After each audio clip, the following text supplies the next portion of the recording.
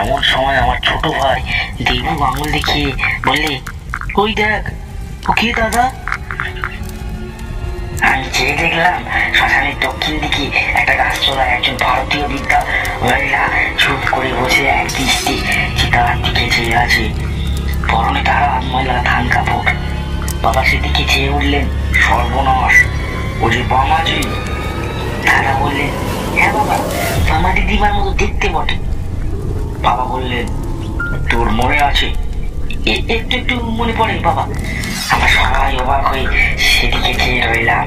সত্যি এই গভীর রাতে এই দুর্গম ছাপদ সংকুল শ্মশানভূমিতে কোনো মালিনী আসবার কথা কেউ কল্পনা করতে পারে না।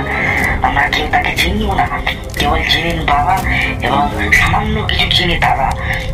তাদের সাক্ষ্য সেদিন গভীর এক তত্ত্বের অবতারণা করলে কোথায় বা চিতা